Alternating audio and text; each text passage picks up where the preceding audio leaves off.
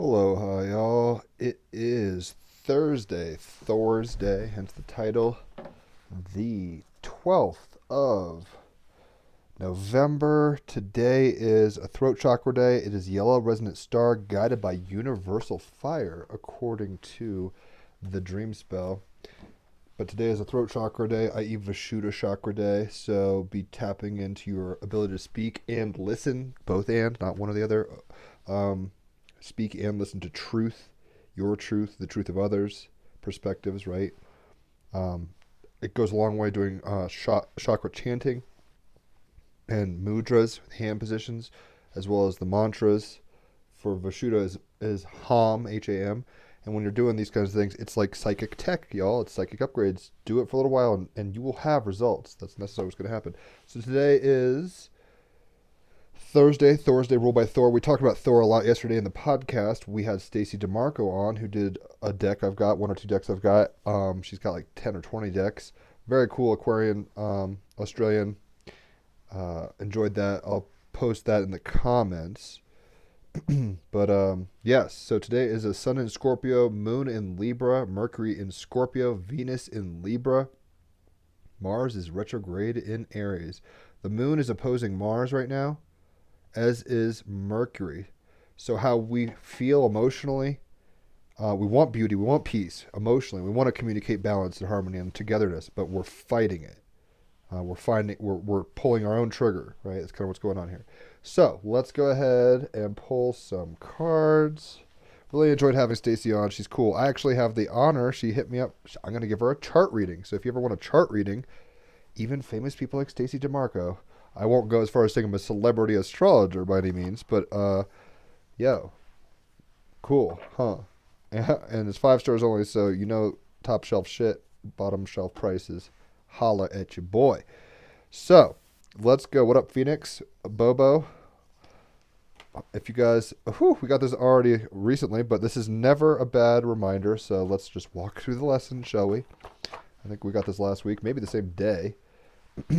5 of Pentacles.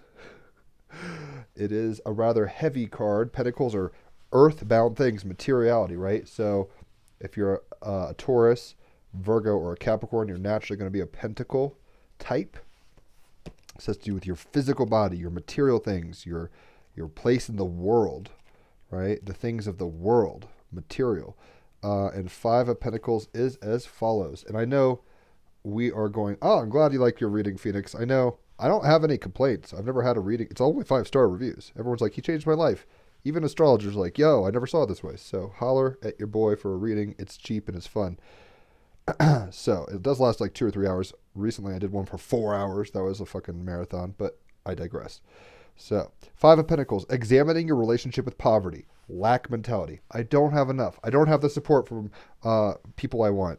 I don't have the resources I want. I don't have enough attention. I don't have enough views on my YouTube channel. I don't have whatever, right? I don't have enough time, right? How are we impoverished? How are we looking at that? So this is what it's calling us to do. Look for disowned treasures within you. You are sitting on a treasure, and you can look out there all day long, but you have to go within. What have you disowned within yourself that's the diamond in the rough that's just waiting to be re-examined? Fear of not being enough for anyone. I've been going through this a lot lately, personally, where I'm just like, I know I'm a boss-ass motherfucker, but at the same time, sometimes I'm like, who am I and how do I need to be for each person? This is some 12th house Mars stuff that I've got in Cancer. It's like, how do I nourish myself and others? Sometimes that can be problematic, right? But fear of not being enough for anyone, right? The fear of failure, the fear of not being enough. So 5 of Pentacles, I am desperate and destitute. We can go through life unaware of the astounding beauty and miraculous things which surround us. Always in the present moment, it's always there for those with eyes to see, hearts to see. Right there for each of us to reach out and touch. We rush past a beautiful flowering tree, completely oblivious to its rich and fecund display. We bicker with those we love, unaware of this moment of aliveness, of being conscious in this life is so fleeting and precious. It's a gift. Why waste it on fucking ego trips? So many fail to see, and myself included, so many fail to see the wonder which sits within their grasp. Because of this, they experience a deep poverty of awareness, lack of time, lack of support, lack of money and resources. when in truth there is no lack, just a lack of awareness. I am reminded of the wisdom story of the beggar sitting on a box by the side of the road for 30 years, begging, until a passing stranger suggests he opens it. When he does, he discovers it is filled with gold. The value is always there. Venus in Libra. It's like you were sitting on the treasure the whole time. You needed somebody else to tell you that because you were too despondent. Mercury and Sun in Scorpio, where it's like you were too focused on the wrong things. Like you were psychoanalyzing everything and not just like being, in a sense. The gold, the diamond, it's there. Just check it out.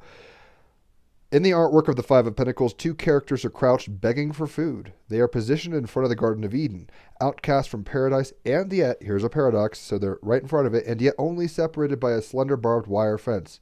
It is well within their reach. It's a perspective shift that will make it so, right? They're in the garden, basically, but they've sequestered themselves to some other place because of separation perceptions. The two realities exist side by side, but like yin and yang, right? But from the side of lack, they are blinded by the possibility. Emptiness can never see the fullness that emptiness even is. The figures are slowly disappearing into the graffiti-covered boards. Soon they will recede from view, becoming just another part of the mean streets.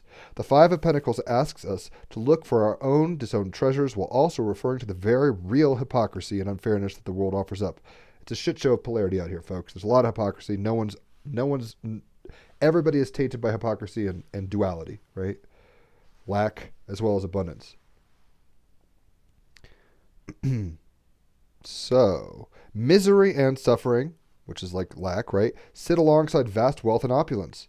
Both and, not either or. They're both happening, simultaneity.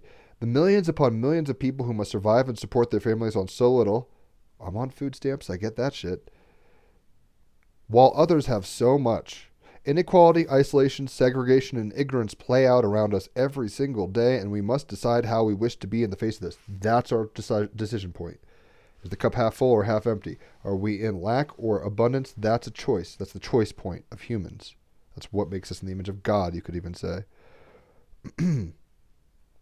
So how do we decide to be in the face of this? The hypocrisy, the duality, all of it. One of people's greatest fears is to be cast out of their homes, their families, their tribe, and live on the street impoverished, to be abandoned. I have abandonment issues, personally. The fear can compel people to generate riches at any cost, people-pleasing, while others remain caught in the trap of poverty, unable to escape. They just can't envision that they'll ever be out of that place. They're just like, oh, this is all I know. This is all I see. Like, I'm always drunk. I never could understand what total sobriety would mean, as an example.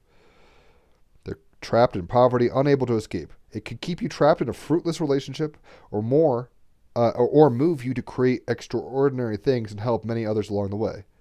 It's what you do with it, so your choice. The card invites you to consider your own relationship with the issue of poverty, inequality, and unfairness. It also suggests that you acknowledge and actively seek out the phenomenal abundance all around you, which is always there. Feeling it as part of your own being. You're connected to everything. Traveling to various parts of the world in tremendous poverty and experiencing lack of bitterness and open generosity. Usually the people in third world countries are pretty chill and nice. While conversely living in one of the wealthiest and parts of London and seeing such lack of generosity, the life lived behind closed gates, usually the one percenters are assholes, made me deeply question my own fears about poverty and isolation. Poor people seem to be happier somehow. Paradox. To live because they don't think about it. They're not lacking. They're like, I have everything I need, typically. To live within an open heart and generous spirit, no matter what the circumstance, is a powerful practice, one which carries the possibility to transform the world we experience. It's always a choice, love or fear, as Bill Hicks would say. You want to build fences, you want to say I don't have enough, you want to say I'm never understood, I'm always the victim, or do you want to say everything is exactly as it should be? Everything's in harmony. Doesn't mean it's easy or preferable or whatever, but nothing is out of alignment in that sense. And the sooner we come to grip with that, the quicker we'll go back into unity with the garden, unity consciousness, right? And I don't believe that's spiritual bypassing, personally. There's levels to it. We can get into that some other time. But this is about examining your own relationship with poverty. So the yin and the yang. How do you relate from yin and yang? What is the relationship there? Looking for disowned treasures within you. This is treasures. It's Scorpio Sun, Mercury Scorpio. Digging for treasures. Finding hidden secrets. Fear of not being enough for anyone. That can be an issue, right? And with the moon in Libra, that's moon and Venus in Libra. It's like my value is based upon how I am with others. My value is based upon how I interact with my environment, right? Seventh house is like self and other, right? So right now we're emotionally being challenged essentially and called to grow up a little in how we relate codependently, independently, interdependently with others. And we never lack. Every moment is an opportunity. Sometimes it's not easy, but as soon as they look up and say, I'm provided for, I'm grateful. I found, instead of saying, oh, I only found this rotten sandwich, be like, wow, at least I found something just now, like Aladdin style. You're more of a prince or a princess of wealth and abundance than you could ever comprehend. Just to be alive is a blessing, which we tend to overlook because we're so consumeristic and we're black holes of need and want, and it's never enough. And that's the problem. That's what we have to overcome, that lack mentality. Black holes are never satisfied. So we've got the 10 of water. Beautiful art, beautiful cards. I just ordered a new deck, actually. Should be here soon. We're having the guy who did it. I have one of his decks, Brian Lar of Wizard of Odd with a Y, wizardofodd.com. I have his tarot deck, which is dope, but I just ordered his angel deck, which is crazy dope. I can't wait to get that shit. I'll be pulling angel cards soon, and that'll be real lit. So we got the 10 of water. What can we get from the 10 of water? All right. And this is very appropriate for with the moon in Libra, Venus in Libra. Universal love. Divine connection, centeredness, serenity, peace, oneness, boundaries, and disruption. Key phrases: truly living in the present, a feeling of divine connection. You're never, living in the present, you're connected to the divine. You're never actually scarce. Look at that flower of life. You're part of the flower of life. All the matrix is you. You are the matrix going through itself. Huzzah. A time of serenity and ease, power born of knowledge and understanding. Very Scorpio Sun, Scorpio Mercury.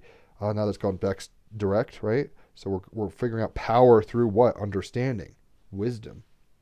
A positive emotional state, the power of consciously projecting our energy, saying no to disruptive influences. So like just say no to fighting, right? Just don't be part of it. But this right here is very much the power to consciously project your energy. Are they projecting scarcity or abundance? That's their choice. That's their power point of power. Giving life and power to shadows. That could be the shadowy part here. So are we giving into fear, division, paranoia, horror stories? With Mercury and the Sun in Scorpio, we might be thinking a lot about horror stories and giving away life and giving away power to those shadows. Doesn't mean they don't exist there, but how much do you want to feed that dog? How much do you want to dwell in scarcity and division and lack? It's a choice. There is no lack. The 10 of water symbolizes both a beginning and an ending. It is that moment when we let go of emotions that bind us to the past and find ourselves truly living in the present for the first time. With Mercury and the Sun in Scorpio, we might be bound intellectually to the past. We're like, I've been scarred and shamed, and I want my revenge. Right? That could be where we're at. It is a feeling of divine connection with all and everything, feeling and knowing that love dwells at the very core of our being and always has. There is no lack. We're connected. We're unified.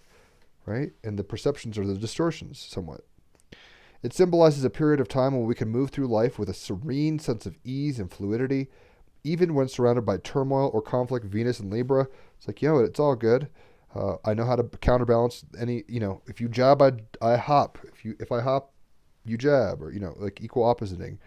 When the weight of the past emotions are released and everything flows in the manner it is meant to be, stagnation creates issues, energetically or otherwise.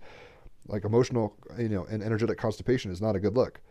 Our emotional state now influences our life in a positive way that makes it easy to see and understand how powerful we truly are when we divest ourselves of emotional hooks to the past. The emotional hooks is the Scorpio tail, water emotions of the hook, to the past, and only serve to limit and restrict us. The only limitations and restrictions are mental. That's what you believe. If you believe you don't have much, you don't have much. If you believe you're fully abundant, and even if you don't, quote, have much, you don't feel that way. The feelings come from your thoughts. The thoughts form your beliefs. Your beliefs are like the beliefs are what you are, the form, and then you paint it in with the emotions. It's like coloring and painting or whatever. To know yourself to the extent that you understand why you feel as you do, and then realize that you have the choice to react in a different way. Always have a choice. You can be a Jedi or a fucking Sith, your choice. It is to have control over the energy that you project. Instead of creating a reality that is a reflection of unconscious emotional energy, the 10 of water lets us and you know that you can consciously project your feelings and create a future of your choosing. Once again, choice. It's all a matter of perspective and choice. Five of Pentacles. In the world, emotionally, with the Ten of Water. Have you ever noticed how someone can alter the energy of an entire room of people just by walking in and smiling? One smile, one kind gesture, a moment of attention and genuine interest can change a person's whole demeanor in a heartbeat. Some people seem to have an almost tangible connection to everything and everyone, and a single word or glance can bring joy. When the Ten of Water appears in the cards before you, she represents a state of serene grace that is achievable if you desire it. What do you want? We're living our beliefs consciously and otherwise. If you find yourself in a gnashing teeth hell situation, you want to be experiencing that. Ask yourself why. Right? So when the Ten of Waters appears in the cards, she represents a state of serene grace that is achievable always, right? The Garden of Eden, serenity back there, Five of Pentacles. It's achievable if you desire it, if you will it. Thy will be done, as above, so below. By consciously embracing a positive mindset, and that doesn't mean spiritual bypassing, but it does mean being more positive than negative. You want to be critical and objective and true, but you also want to be like positive and hopeful, and not to a naive detriment, but embracing a positive mindset and focusing on living a joyful life in this moment, on this day, and each day that follows. You can influence everything around you in the same positive manner. Hey, you get to tell yourself the news that you're living. You're telling yourself spells. Do you want to have like a horror story, or do you want to have like a sci-fi adventure? Do you want to have a tragedy, a comedy? It's all a comedy. That's why Beethoven said that at his end. He's like, laugh, the play is over. Oh my God, that was weird. It is not about denying those influences that create discord and harmony, i.e., poverty exists, separation exists, differences exist. The poor will always be among us, as Jesus said, right? But there's a difference between buying into the poor and knowing that you're always provided for and you're always where you need to be, right? So it's not about avoiding and denying those influences that create discord and harmony. They exist, clearly. Polarity exists. Instead, it is about choosing not to allow them to disrupt your life or steal your happiness. What are you letting steal your joy? What are you letting steal your peace? You can't blame others. You can't be like, oh, he said this and he pissed me off, so now I'm mad. Or, this person did this and now I'm fuming because they disappointed me, or whatever the case. I mean, I don't know examples, but the point is you're allowing yourself to lose centeredness and then tell a story where they're the bad guy. And that's not the case. You have the point of power to decide what people are in your life, essentially, what character they're playing, what archetype they're playing. It is about choosing not to allow them to disrupt your life or steal your happiness. It is about starting each day with a smile, greeting everyone you meet with kindness, and focusing your attention on things that bring you peace and joy. Venus in Libra. What brings you peace? What brings you joy? Right? You have the ability to be magical. Scorpio Sun and Mercury. You're telling yourself spells constantly. Scorpio, Mercury. You're casting spells. And your perception, your psychological reality determines what matrix you're in. So you got to be careful. We wield great power, and with great power comes responsibility, but we tend to be like, oh, the economy is making me so pissed, or oh, I'm hungover, so I'm just going to be a bitch, or oh, I'm dehydrated, or oh, the shoeman, or, we blame everything. And it's like everything is a reflection of where we are, and how we choose to operate with it is a reflection of our PowerPoint, our point of power. I keep saying PowerPoint and then thinking I'm not giving a presentation. So that's why I keep kind of like staggering on that idea. So there are no victims. There are no perpetrators at that level. It's all you. And I'd love people's opinion on that because it's a paradox, right? Seeking karmic balance. Can't make this shit up. It doesn't mean that like starvation doesn't happen. It doesn't mean like, oh my God, I'm broke. Like sometimes you're broke. Sometimes you're always rich. You're always provided for. You're always in life, even when you're suffering. If all you do is focus on the suffering, you're not seeking karmic balance. You're not being emotionally true. You're giving your power away emotionally. And that creates a feedback loop, right? So we want to seek karmic balance, Venus and Libra. We want to seek karmic balance and say, yes, distortions exist, but I choose to look at the bigger picture. Yes, yin and yang are real, but guess what? It's a circle. It's a whole. It's a unity. Yes, this person might say or do something that frustrates me or angers me or triggers me, but this is a lesson to teach me how to develop through those triggers, not just to say they're a bad guy, fuck them. That's not growth. That's not seeking karmic balance. You are the judge, jury, and executioner of your energy. You are in charge. So let's seek karmic balance. Let's go ahead and see what 63 has to say. Seeking karmic balance, Pleiadian timeline. I'd love to know where you guys are watching from. Punch it in. Tell me, I don't know, something random about yourself. What tarot card do you most resonate with, maybe? Out of the major arcana, or any of them, really. Some people are like, I'm 3 of Cups. It's like, I would never have thought that. So, 63, Pleiades, seeking karmic balance, present timeline. As a fourth to fifth density species in this era, Pleiadians are now experiencing a higher spiritual awakening. Aren't we all? They recognize their past imbalances and have gained a sincere intention to balance karma by recognizing that all things happen for a reason. You might have, to everything there's a season. A time to weep, a time to dance and be joyful. There's always a time, right? The polarity exists. But at the same time, it's like, do you stay in the blues? Do you stay in the doldrums by choice? Bad things happen to good people and good things happen to bad people. We can gripe about it all day long, or we could say, it is okay, it is well with my soul, because that's how it's got to go down. That emotional balance, that peace, that 10 of water, that grace, that fluidity, that calmness, that peace, that transcendence comes through seeking karmic balance. Recognizing, and how do you see karmic balance? Recognizing that all things, good, bad, atom bombs dropping, Auschwitz, Michael Jordan winning so many NBA titles, to presidential election results, whatever it is, getting dumped, finding your soulmate, all these things, they happened for a reason, and you got to learn from the choices. You get a choice, the PowerPoint, right, that we're talking about. How do you choose? And if you choose not to decide, you still have made a choice, according to Rush. So it's always about making choices. This card encourages you to do the same. A Pleiadian guide is most likely assisting you with this. Take an honest look at your repeating challenges. What keeps coming up? Because that means you're not really dealing with it. Repeating challenges, and know that karma is at work. These obstacles are gifts. These obstacles are gifts, guys. Can I say it any louder? 5 of Pentacles. There's obstacles, for sure. They're gifts. That's the big picture. It's all good, right? And if you focus on them as challenges that you have to defeat, and they're beating you up, and oh my God, I've got to survive. It's like, that's a very different mindset than like, well, there's some distortions, but I got to iron out the blanket, and it's just part of the trip. A Pleiadian guide is most likely assisting you with this. Take an honest look at your repeating challenges and know that karma is at work. These obstacles are gifts to help you move to the next level of your own growth. Embrace them and open to the lesson they are teaching you. Always open and embrace. Open heart, open mind, right? Not closed mind, closed heart. You don't want to close your chakras. Basically, you don't want to close your energy. You want to open it and trust the universe that it's always going to give you what you need at any exact time. If you need a lesson of poverty, you're going to get that lesson, but it's all good. If you're going to get a lesson of being dumped, it's all good. If you're going to get a lesson of losing a limb to diabetes, you're learning lessons, hopefully, and not going to lose the rest of your life because you ate all the sugar cookies or whatever. Seek the karmic balance. Venus and Libra. Commentary. When the Pleiadians were a young species, they made many choices that they regretted. Don't we all? This is very much like the prodigal son.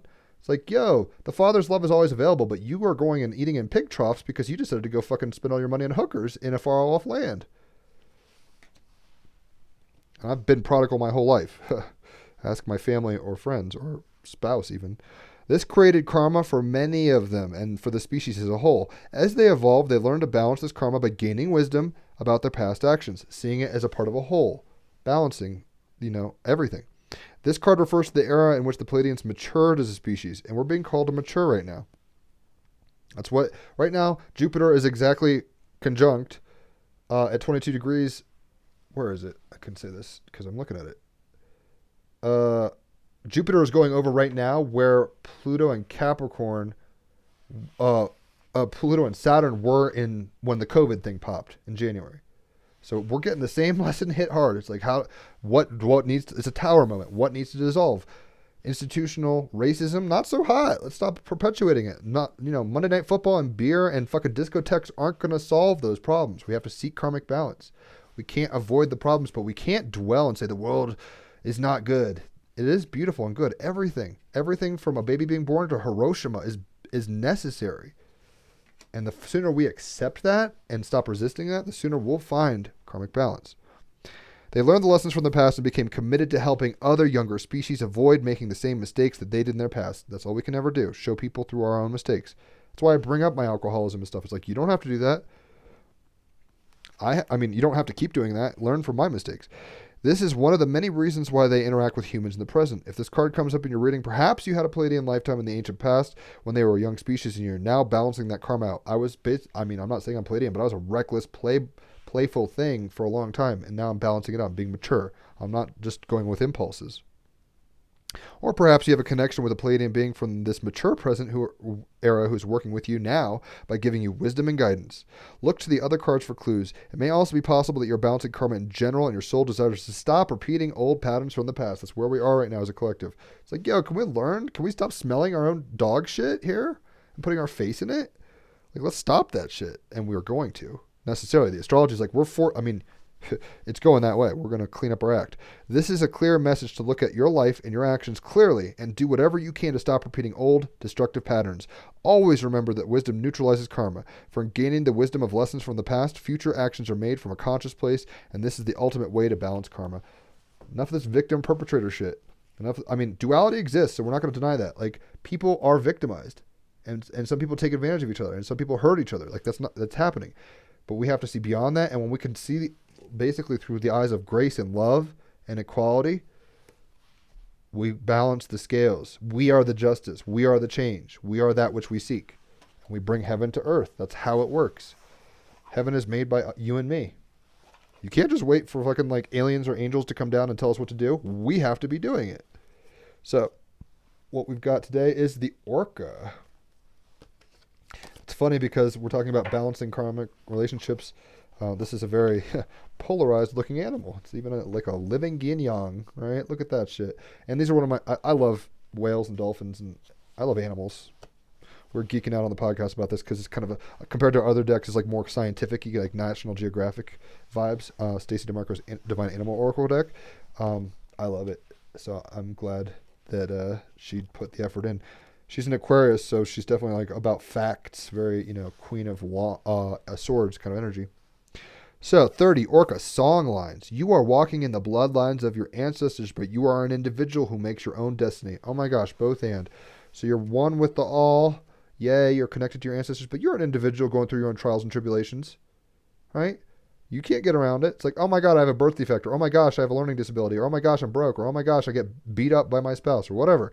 It's like, yeah, but you're still part of the one dream, but you are an individual going through your own trip. And you got to seek karmic balance in that trip for yourself. Seek better communication with family. Today is a throat chakra day. Seek better communication. Listening, speaking truth.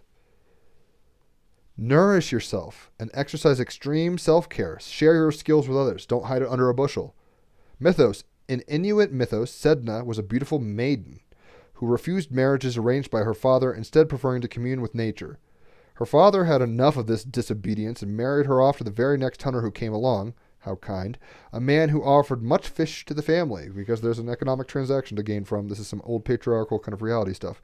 Knowing his daughter would resist, Sedna's father gave her a sleeping potion to drink, and she woke up far from home in the company of her new husband.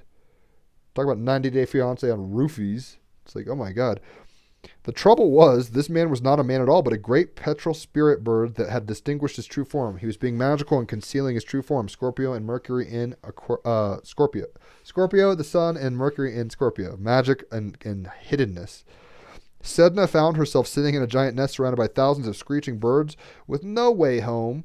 She cried out so loudly in fear and anger that her father heard her. He sailed his canoe over the vast icy sea to rescue her from the nest, even though it's a situation he created odd. Sedna and her father were pecked by angry birds as they began to paddle away, and the spirit bird whipped up a fierce storm that threatened to capsize their very small vessel. Death on the water, Scorpio Sun. In his fear, Scorpio Sun and Mercury, in his fear, Sedna's father pushed her overboard, hoping this would placate the bird husband and save his own life. What a bitch. Sedna managed to grasp the side of the canoe to stop herself from sinking, but in his panic, more fear, you get to choose fear or love. He was reacting out of fear. In his panic, her father cut off her fingers and she sank to the underworld, Scorpio Sun and Mercury underworld, of the ocean, waters, deep waters. There she grew a fish's tail and became a mistress of all. Transformation, Scorpio Sun. Her cut fingers transformed into beautiful sea mammals such as seals and whales, Venus and Libra. Oh my, it's all good. It all balances out. My chopped off fingers become sea life. Oh, beautiful. Huzzah. Such as seals and whales, which are integral to the survival of all Inuit. Her guardians, the orcas, were her messengers and told of her to others. Sedna grants hunters upon the ocean a successful hunt, without which they would be in extreme hardship and die. She provides nourishment in this unforgiving environment. If a hunt is unsuccessful, after all, there are no rich pastures or supermarkets to fall back on in the Arctic Sea. Like these Inuits are really struggling to survive. There's a bunch of abundance if they look for it and they have to like have eyes to see, but like they could sit around just being like, oh my God, we're going to starve on an iceberg. Not a good look. Sedna is seen in her shadow aspect as vengeful, Scorpio Sun and Mercury. So hunters give gifts and songs to her as they set out in their boats, Moon and Venus and Libra. It's like, yo, we'll give you gifts. Don't mistreat us. We talked about this a little in the podcast, actually, ironically, about paganism and gift giving and like getting the favor of gods or deities or spirit energies or whatever. And I'll put the podcast in the link so you guys can check it out. It was fun. In Sedna's myths, good stewardship of the ocean's finite resources is necessary, and taboos, Scorpio, Sun, and Mercury, are upheld to underline this, a lesson we would all do to maintain. The orca is an iconic sea creature that has fired our human imagination for millennia. Written about by the ancient Greeks and Romans, the orca is part of the mythos and spirituality of a number of cultures. I didn't realize Greeks even knew, or Romans knew about. I thought this was like an Arctic thing. I guess they're everywhere. I don't know. I thought it was Pacific Northwest. Siberia, Pacific Northwest, and Newfoundland indigenous peoples all depict the orca as being integral to their beliefs and art. They honor the killer whale, especially in family or clan worship, and it is still part of their culture today. The animal, orcas look very distinctive. Their black and white skin is immediately recognizable. Their 50 interlocking, inward-leaning teeth are perfectly designed for both hunting and echolocation, and it's estimated that a fully grown orca will consume about 200 kilograms of food per day. That is insane amount of food. They are highly effective hunters, thus the term killer whale, and they hunt in highly organized pods. And they make vocalizations, throat chakra day. They're like, or whatever, echolocation. They're using their, voice to do stuff. While these members of the dolphin family, so they're big dolphins basically, are incredible physically, it is what the scientists are just beginning to learn about their culture that is so interesting. Orcas live in matrial lineages, right? This is the 10 of water, the feminine grace. Like they are seeking karmic balance by being led by women in their water world. Orcas live in matrial lineages, meaning they stay in matriarchal lines, great-grandmothers, grandmothers, mothers, and daughters, all with calves, travel in one very stable matriline that is usually around 5 generations deep. A number of matrilines may make up a pod that comes and goes freely. All members of the pod use the same set of sounds and songs, very throat chakra, right? It is their own dialect. This language is an important part of the bonding of these families, which is where the Moon and Venus are bonding in Libra, and in finding each other in difficult conditions. The final grouping is a number of pods coming together in what scientists call a clan. So a big group of, a pod is like an orca, a group of orcas is a pod, a group of pods is a clan. When clans come together loosely, it is called a community. While clans share similar language and ancestry, communities don't share the language, but do share territories. For all their savage reputation, there has never been a fatal attack by an orca in the wild. No humans have died. I didn't know that. In fact, the only recorded fatalities have occurred with captive orcas, so like Shamu and stuff. And it is not, if you've ever seen, I don't know if it was Blackwater or some documentaries about this. And it is not known whether these deaths were accidental or deliberate attempts by the whales to cause harm. While wild orcas have actually been recorded as being very friendly and cooperative with humans, assisting them in their hunts. Magic. Orca magic can be raised by singing your voice and singing your own song by the sea, the ocean, Mercury, and Sun in Scorpio, the deep waters, but also singing your song from your heart. Venus in Libra, the Moon in Libra, it's like I want to bring beauty with my ancestors and all this stuff through your throat chakra. You see all these resonators? It's a throat chakra day, in case I hadn't said that already. It is feminine magic that can be used, 10 of water, feminine magic. It is feminine magic that can be used to help heal breaches in family relationships. Orca magic is, and we're going to all have to be going through that shit. I mean, my family, my brother's like a hardcore never Trumper. My mom voted for Trump. This is the kind of crossfire I'm living in.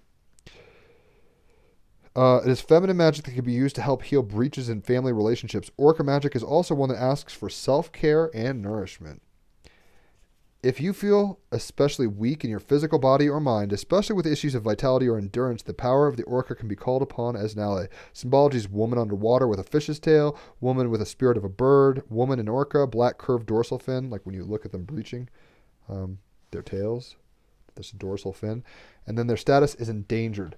Y'all, that would be sad if these guys stopped existing, so let's be smart about it. Like, we're stewards of the earth, let's be real about it, right? I understand death happens, right? Like, here's death down here, 5 of Pentacles. But it's like, and in a way, I have to accept, when animals go extinct, that's fine. But it's like, was it preventable, or was it our ignorance down here and our, our lack of empathy and stuff? We can't save everything. It's all good, but like, there's better ways to do this, right? 10 of water is saying, be gracious, be empathic, be supportive emotionally. And when you come from a place of gratitude and emotional centeredness, you see the beauty of everything back behind you, the Garden of Eden. You find your karmic balance. Pleiades, number 63, karmic balance. You can sing your song as a vessel of the ancestors coming through you in the present moment to produce more future songs. The human and animal, all life, really, the drama of becoming from nothing to something and then having extensions, right? So I hope Facebook's doing all right, because it looks really glitchy to me, but I can't tell. Ha! I'm so caught up in this moment that I'm not going to say anything other than that. So we've got Gustav Klimt. I've got a dope, actually, Donald Duck. I don't know if it's Daisy Duck or like, a dark twin of Daisy or something, doing Gustav Klimt as a post. I'll make it. It's really cool art. But Gustav Klimt, what can we get? This is some very Moon and Venus Libra dude here. And even with the snakes of Scorpio, the serpent kind of energy, as well as sexuality. Gustav Klimt lived in glamorous Belle Epoque Vienna, as in, it was beautiful, Moon and Venus in Libra, but felt most at home in a loose-fitting smock and little else. How risque, how Scorpio's sun. A passionate man, Klimt fathered many children with many lovers, but his real babies were his astonishingly detailed and delicate paintings and murals, often female nudes, some of which incorporated gold leaf. A founder of the Vienna Secession, Klimt championed young modern artists in a break with academic conservatism. After scandals around the so-called pornographic nature of essential works, very Scorpio, Mercury, and Sun and Mercury and Scorpio, very like pornographic taboos. Oh my God, bro, you're making porn. Of essential works, Klimt further withdrew into productive and reproductive privacy, stating that to know him, one only need know his work. So the idea we're getting from Gustav Klimt, every portrait is a self-portrait. Y'all, everything in your life is a reflection of your internal reality and your beliefs. If you think you're going to, and it doesn't actually matter what it is. So I could have $0 on my account and be happy as a clam. Or I could have $1 million and be miserable. So the circumstances don't matter. Our belief and our perception, right, is a reflection. Every portrait is a reflection of our internal reality. That's why we color the reality with our emotions, and our emotions are guided by our beliefs largely. What do you expect, right? So emotional expectations, 10 of water, make them about like purity, love, patience, joy, feminine nurturance, acceptance, right? And when we come to those places, we're in the Garden of Eden. We never left, in a sense. We only fell from the Garden of Eden, separated because we became aware of good and evil, polarity, right? We became aware of haves and have-nots. We became aware of winners and losers. We became aware of yin and yang. It was always the case, but now we became aware of it in a new way. So we need to seek karmic balance. The karmic balance ultimately is knowing, and it even almost looks like a yin yang up here, or an orca even, with the hair on the forehead kind of situation, the white and the dark. We have to seek karmic balance, which is where the Moon and Venus are saying, find balance. Libra, find truth, find harmony. It's always existent. We're never in disharmony. That's what the I Ching is telling us. It's like, you're always in a key signature. It's like, are you in tune with that?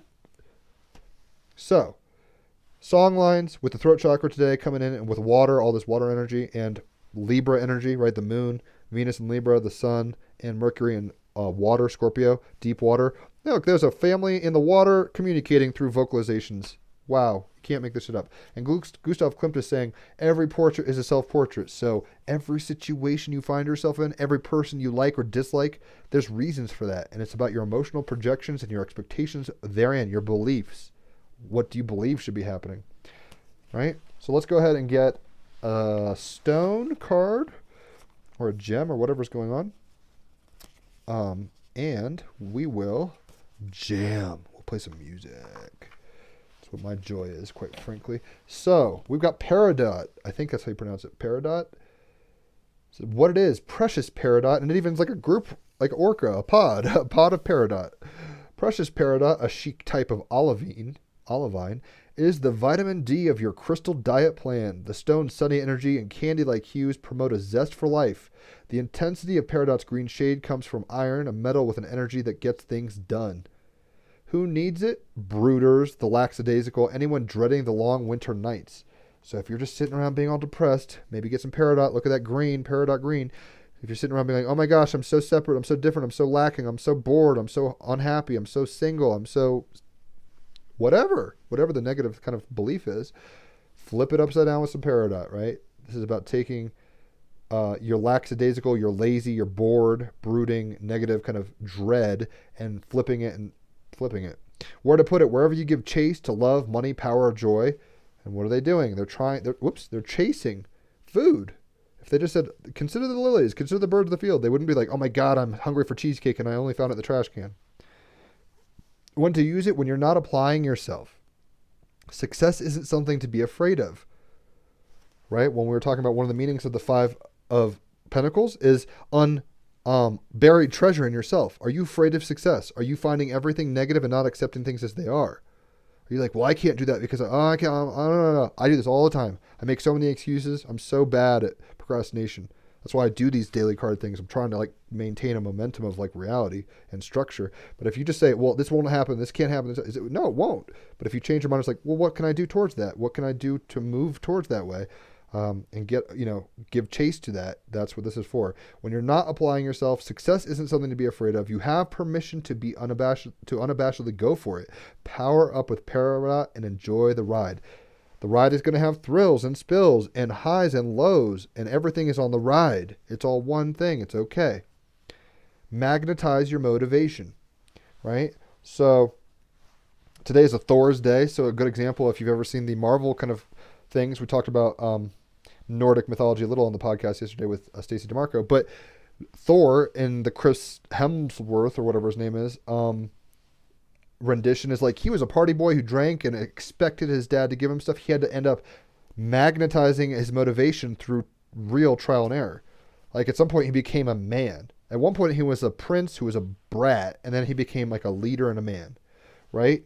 So I will definitely link it. So let's go ahead and play some music. I'm just kind of rambling. Let my fingers do the talking.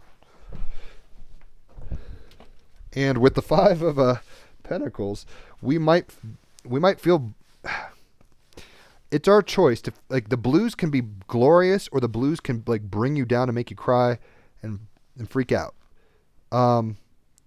It's not about not having those emotions. Every emotion's valid. Seek balance with those emotions. Don't let them guide you. Guide your emotions. Right? So hopefully this sits still. All right. And I will now jam on my electric. If you guys have been enjoying this, tag some people that you think would benefit from hearing it. Share it. Jesus. Whatever's clever. Dare I say leave a tip. But here's where I'm at. Everything I need, I'm always provided for. It's amazing. Sometimes I get major tips and I'm like, holy shit, that's like rent. Because I don't pay much for rent. But sometimes there's long periods where there's nothing happening and I have to be thankful and grateful for it all. Five of Pentacles, there's no lack, right? It's all good. So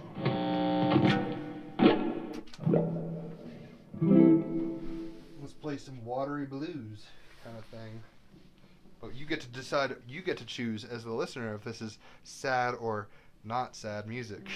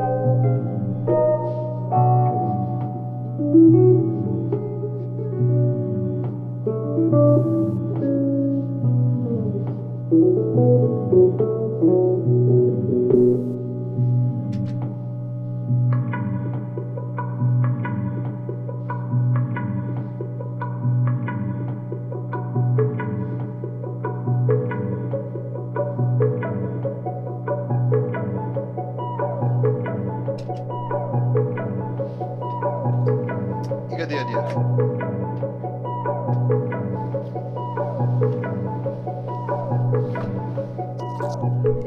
So, life has ups and downs. Life has all sorts of colors. It's a matter of how you interpret it. That wasn't sad music, and that wasn't happy music. It was music. And even now, it's sounding kind of like seasick music or something. Orca song lines. So, how do you want to see things? Are you trying to be a victim and never think you can rise above? Do you have treasures within that you've denied because of fear and guilt and shame and self-sabotage and all these things? Right? Have grace, 10 of water, have compassion, have hope that you can dislodge all these things that are distortions and get back into the whirlpool of unity. You're always in it. Do you remember? That's kind of where we're at. And this is, look, it's a wet, wild ride, y'all. We're here to seek karmic balance. Sometimes, if there's too much good and love and light and stuff, it's like a little cynical joke is fine, right? That's balancing karma. And if everybody's like beating each other up, like being a peacemaker is seeking karmic balance. Figure out the situation. These guys are starving to death. Having some food would be balancing it. If everybody over here's got more than enough, giving some away, like losing some of their abundance is not losing. It's positive. You see what I mean? It's seeking karmic balance.